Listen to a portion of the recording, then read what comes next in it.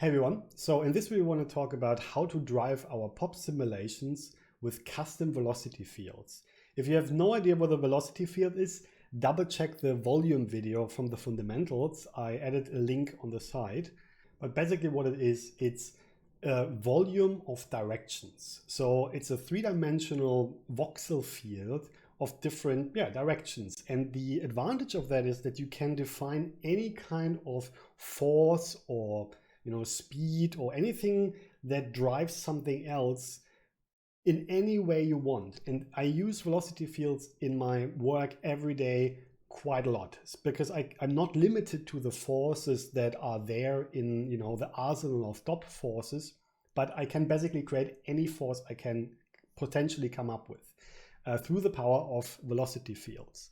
So to create a velocity field, there are many ways of doing this, and we looked at ways in the videos before, but I usually use a volume node because I find it kind of easier to understand. And let's turn this into a vector because it's directions, and let's make sure we call it vel because it's kind of the standard for velocity fields. You can call it whatever you want, but a couple of nodes we will see that later on expects a velocity field with the name vel, so it's the easiest way to follow that standard. And we can now fill this with something. If you look what comes out of this, nothing comes out of it because currently we haven't filled it with anything. So let's add a 1, 1, 1. And here you can see there's this box. So by pressing enter, we can scale our volume to whatever we want. We could even use the input, and whatever comes in here will then define the size of our volume, but I do it by hand. And currently, the resolution is 10 by 10 by 10. If I middle click, I can see that. And because it's a velocity field or a vector field, it has 3 elements to it for X, Y, and Z to define a direction. Now let's increase that to 100 actually. The problem, of course, with a velocity field is always that you can't visualize what's actually in there in the viewport because the viewport shader doesn't know what to do with the velocity field or with a vector field. So let's first fill this with something else than 1, 1, 1. So let's reset this to 0, 0, 0. And the easiest way of filling a velocity field, even though you can actually do that with a volume wrangle, for example, so you can code in whatever you want, I would start with a volume velocity because it has built in a couple of presets that makes it quite easy to fill a velocity field. And I will start with a curl noise. And a curl noise, now it looks a bit, more noisy, but it's still a velocity that is saved here, or a vector field. So let's make sure we can actually visualize that. And we do that with a volume trail.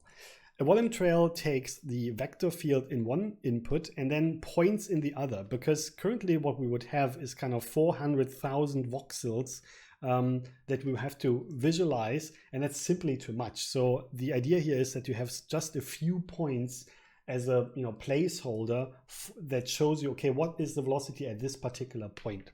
So an easy way of getting the points could be, for example, when you scatter inside of the volume that you created.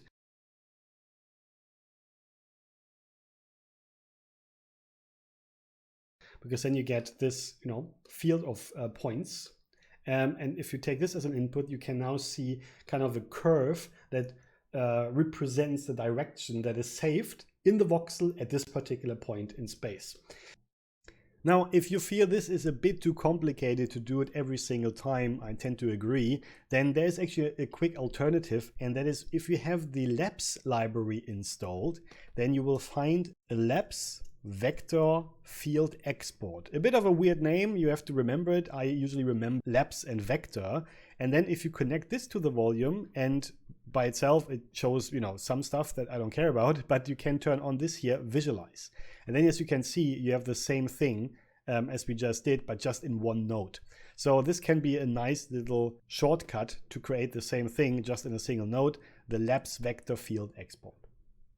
Another way of doing this, which is sometimes more helpful, is the volume slice, which creates a grid as a polygon grid of the volume in one slice. So the nice thing about this is it represents the resolution of your volume as well. So if we go back to our volume node and change the sampling divisions, which is just the amount of voxels in one axis, then you can see that the grid changes with it. So that's a great way of getting a good feel of how, fine the resolution of my volume is.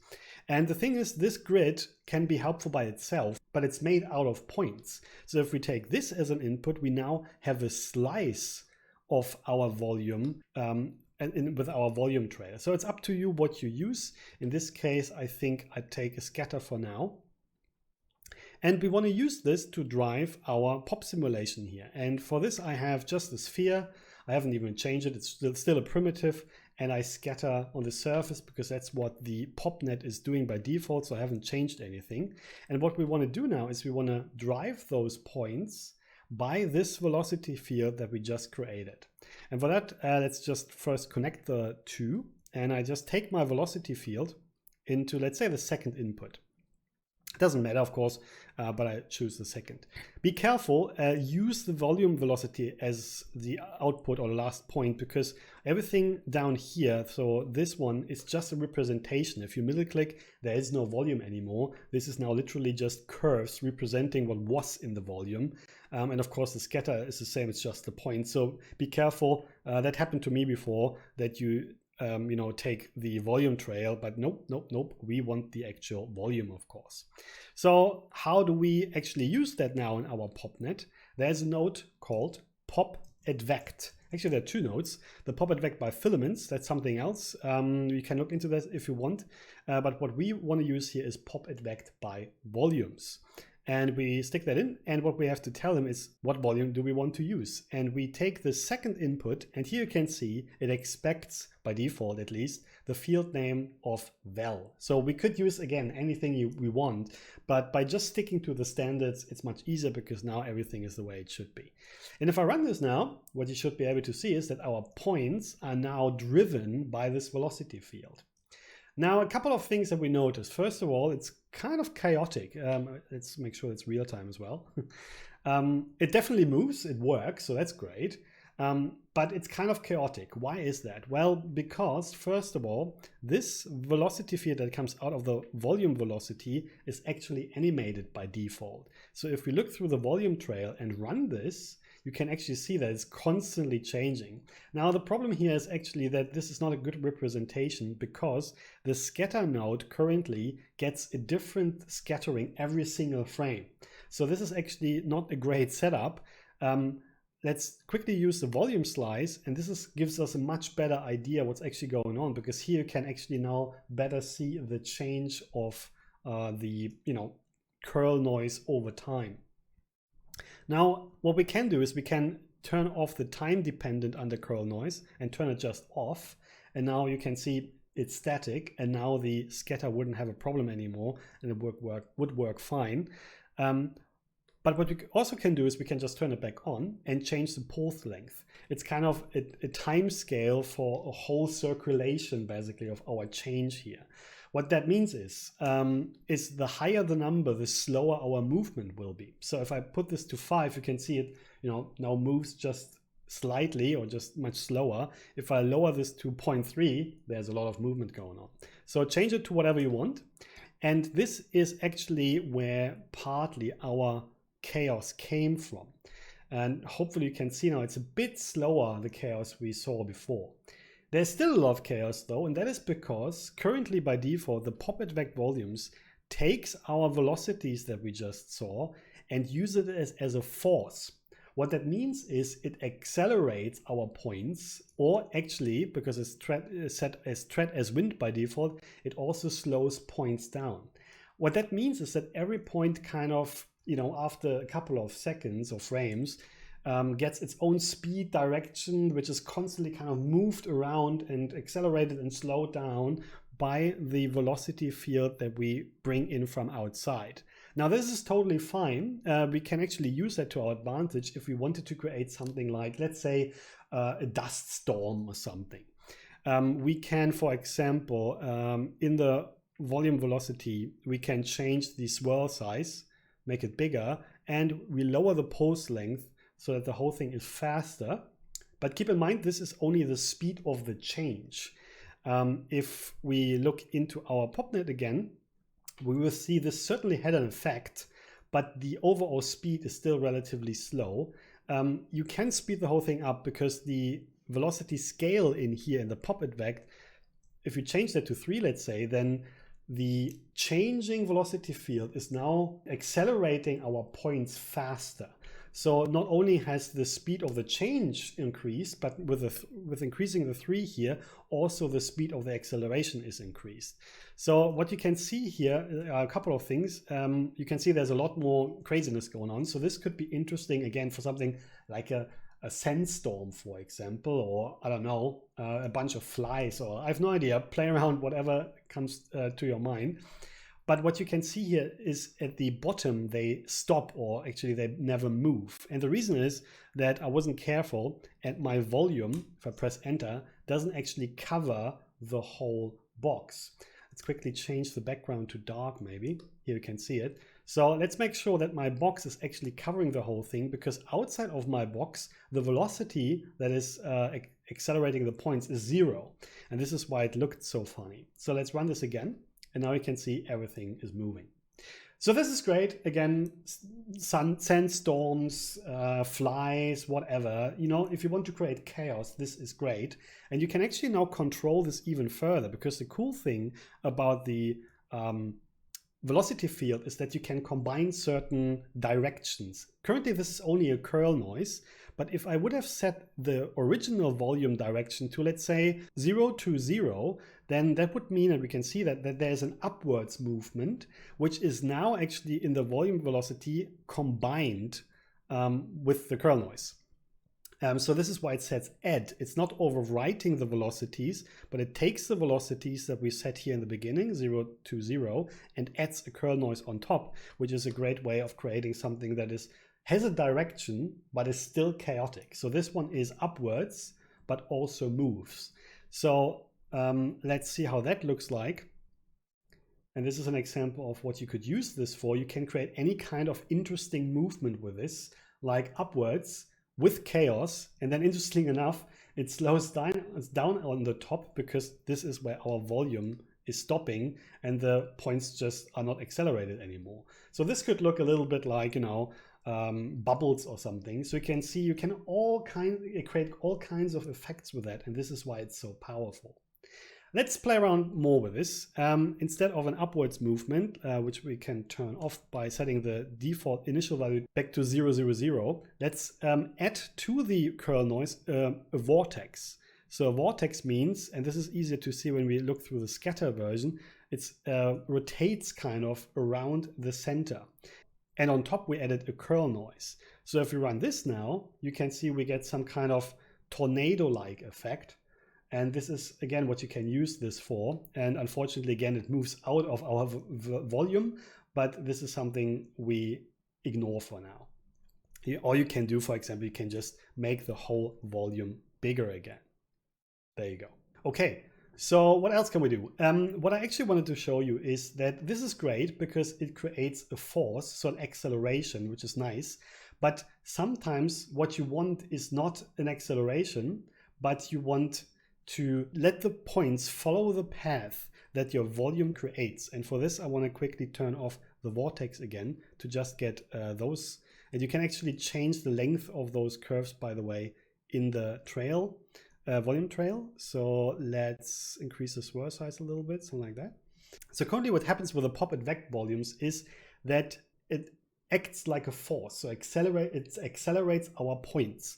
But you can actually switch that to update velocity. And what happens now is that the points are not accelerating by the directions, but they take the velocity directly that is in our velocity field. So if I set back my velocity scale, what you should be able to see now that it follows the velocity field much more strictly. And this is the most interesting when you actually in the volume velocity turn off the time dependency so that our velocity field is now static. And if I now look at the result from that, you can see that our points are following those paths kind of blindly. Every point, as soon as it reaches a certain point, starts to walk in the same direction with the same speed, which results in those interesting path-like patterns. And if I want to increase the speed, of course, I can multiply the velocity scale with 2, and now they just follow that path faster. And you can see here why this is cool, because it creates some kind of like ants following a path, or a growing root system, or you can come up with all kinds of interesting things with that. For example, a magic effect or something. Currently, by the way, this blends with the old velocity. So with every step, it takes the velocity from the velocity field and blends it by 50%, which is the velocity blend here, with the velocity it had before. If you put this to 1, then the points follow the path even more strict. And you can see, I hope, why this is really cool, because it just gives a very interesting look to it. But we can go a step further, for example, by lowering the number of points that we emit here, and then combine the whole thing that comes out of our PopNet, and combine that with a trail node that we learned before, that we set to mesh, of course, as polygons, and then we make sure that we don't close the rows. And instead of increasing the trail length to something arbitrary, let's just use $F, because that means it will always be the highest number it possibly can be. And then it looks like this. And now you have those points following kind of always the same path, but leaving a curve behind. And currently the points are a bit too many, so let's lower the points even further, maybe to 50. And when you use the techniques that we learned in the last video, the thickening video, maybe with the sweep, for example, and you could even, add maybe the leading points as a light source or something, then something cool like this could come out of this. So this is just me playing around with this as a little concept, but it shows how powerful it is to really control the directions of your curves and what cool kind of motion designing effects you can do with it. So I agree that was pretty fast, so I showed you a lot of things in a very short amount of time, but what I wanted to do with that is to show you how much power there is, and especially this combination. A pop advect in combination with a velocity field gives you so many possible options that it's really hard to kind of decide for one. So I just wanted to give you a nice overview of possibilities so that you can go out and experiment yourself. So for example, what I could do now is I could bring back my vortex field, and now my root system here will follow this vortex / curly noise field or velocity field and create, of course, this special kind of look. And I could also combine that with an initial value that goes slightly upwards, maybe just 1. And then my root will not only go in a vortex, but also be noised up by a curl noise, and additionally slightly move upwards, which, by the way, we can actually visualize with a volume trail. And if we run this through our PopNet and a trail, it would look like this. And yeah. So as you can see, velocity fields in combination with pop advect node, very powerful and very versatile. And this is why I wanted to make sure that I show it to you. And we will use velocity fields quite a lot in the rest of the course because they're so damn powerful. Okay, I want to stop here so that the video doesn't go too long. Definitely play around with it yourself to get a better feel for it. So for now, I hope this is helpful. Thanks very much and see you later. Cheers.